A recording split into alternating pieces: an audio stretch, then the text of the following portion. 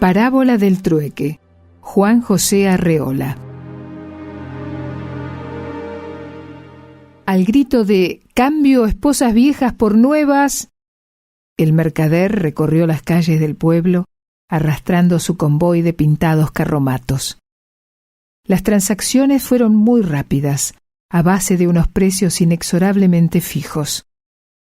Los interesados recibieron pruebas de calidad y certificados de garantía, pero nadie pudo escoger. Las mujeres, según el comerciante, eran de 24 quilates, todas rubias y todas circasianas, y más que rubias, doradas como candeleros. Al ver la adquisición de su vecino, los hombres corrían desaforados en pos del traficante. Muchos quedaron arruinados. Solo un recién casado pudo hacer cambio a la par. Su esposa estaba flamante y no desmerecía ante ninguna de las extranjeras, pero no era tan rubia como ellas. Yo me quedé temblando detrás de la ventana al paso de un carro suntuoso. Recostada entre almohadones y cortinas, una mujer que parecía un leopardo me miró deslumbrante, como desde un bloque de topacio. Presa de aquel contagioso frenesí, estuve a punto de estrellarme contra los vidrios. Avergonzado, me aparté de la ventana y volví el rostro para mirar a Sofía. Ella estaba tranquila, bordando sobre un nuevo mantel las iniciales de costumbre. Ajena al tumulto, ensartó la aguja con sus dedos seguros. Solo yo, que la conozco, podía advertir su tenue, imperceptible palidez. Al final de la calle, el mercader lanzó por último la turbadora proclama: «Cambio esposas viejas por nuevas». Pero yo me quedé con los pies clavados en el suelo, cerrando los oídos a la oportunidad definitiva. Afuera, el pueblo respiraba una atmósfera de escándalo. Sofía y yo cenamos sin decir una palabra, incapaces de cualquier comentario. «¿Por qué no me cambiaste por otra?», me dijo al fin llevándose los platos. No pude contestarle, y los dos caímos más hondo en el vacío. Nos acostamos temprano, pero no podíamos dormir. Separados y silenciosos, esa noche hicimos un papel de convidados de piedra. Desde entonces vivimos en una pequeña isla desierta, rodeados por la felicidad tempestuosa. El pueblo parecía un gallinero infestado de pavos reales. Indolentes y voluptuosas, las mujeres pasaban todo el día echadas en la cama. Surgían al atardecer, resplandecientes a los rayos del sol, como sedosas banderas amarillas. Ni un momento se separaban de ellas los maridos complacientes y sumisos. Obstinados en la miel, descuidaban su trabajo sin pensar en el día de mañana.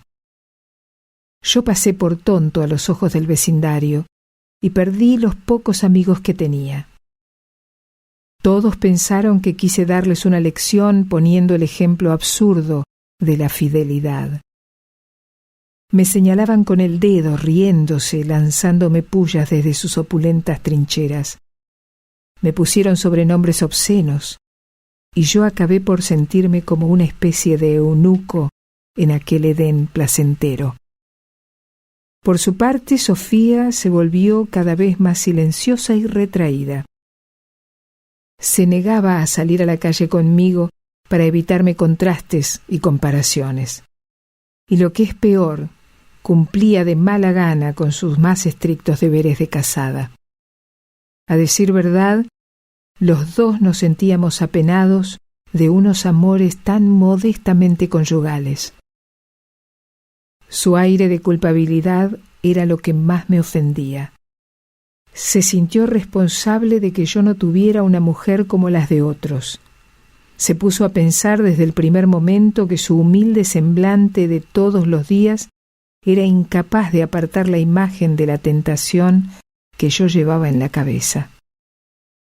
Ante la hermosura invasora, se batió en retirada hasta los últimos rincones del mudo resentimiento. Yo agoté en vano nuestras pequeñas economías comprándole adornos, perfumes, alhajas y vestidos. No me tengas lástima. Y volví a la espalda a todos los regalos. Si me esforzaba en mimarla, venía su respuesta entre lágrimas. Nunca te perdonaré que no me hayas cambiado. Y me echaba la culpa de todo. Yo perdía la paciencia. Recordándola que parecía un leopardo, deseaba de todo corazón que volviera a pasar el mercader. Pero un día, las rubias comenzaron a oxidarse. La pequeña isla en que vivíamos recobró su calidad de oasis, rodeada por el desierto. Un desierto hostil, lleno de salvajes alaridos de descontento. Deslumbrados a primera vista, los hombres no pusieron realmente atención en las mujeres. Ni les echaron una buena mirada, ni se les ocurrió ensayar su metal. Lejos de ser nuevas, eran de segunda, de tercera, de sabe Dios cuántas manos. El mercader les hizo sencillamente algunas reparaciones indispensables y les dio un baño de oro tan bajo y tan delgado que no resistió la prueba de las primeras lluvias. El primer hombre que notó algo extraño se hizo el desentendido, y el segundo también. Pero el tercero, que era farmacéutico, advirtió un día entre el aroma de su mujer la característica emanación del sulfato de cobre. Procediendo con alarma a un examen minucioso, halló manchas oscuras en la superficie de la señora y puso el grito en el cielo.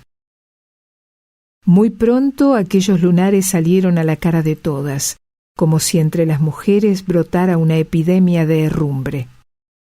Los maridos se ocultaron unos a otros las fallas de sus esposas, atormentándose en secreto con terribles sospechas acerca de su procedencia.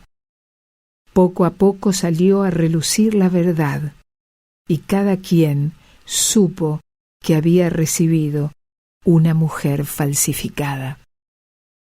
El recién casado, que se dejó llevar por la corriente del entusiasmo que despertaron los cambios, cayó en un profundo abatimiento. Obsesionado por el recuerdo de un cuerpo de blancura inequívoca, pronto dio muestras de extravío. Un día se puso a remover con ácidos corrosivos los restos de oro que había en el cuerpo de su esposa y la dejó hecha una lástima, una verdadera momia. Sofía y yo nos encontramos a merced de la envidia y del odio. Ante esa actitud general, creí conveniente tomar algunas precauciones, pero a Sofía le costaba trabajo disimular su júbilo, y dio en salir a la calle con sus mejores atavíos, haciendo gala entre tanta desolación. Lejos de atribuir algún mérito a mi conducta, Sofía pensaba naturalmente que yo me había quedado con ella por cobarde, pero que no me faltaron ganas de cambiarla. Hoy salió del pueblo la expedición de los maridos engañados que van en busca del mercader. Ha sido verdaderamente un triste espectáculo. Los hombres levantaban al cielo los puños jurando venganza. Las mujeres iban de luto, lacias y desgreñadas, como plañideras leprosas. El único que se quedó es el famoso recién casado, por cuya razón se teme. Dando pruebas de un apego maniático, dice que ahora será fiel hasta que la muerte lo separe de la mujer ennegrecida, esa que él mismo acabó de estropear a base de ácido sulfúrico. Yo no sé la vida que me aguarda al lado de una Sofía, quién sabe si necia o si prudente. Por lo pronto, le van a faltar admiradores. Ahora estamos en una isla verdadera, rodeada de soledad por todas partes. Antes de irse, Los maridos declararon que buscarán hasta el infierno los rastros del estafador. Y realmente todos ponían al decirlo una cara de condenados. Sofía no es tan morena como parece.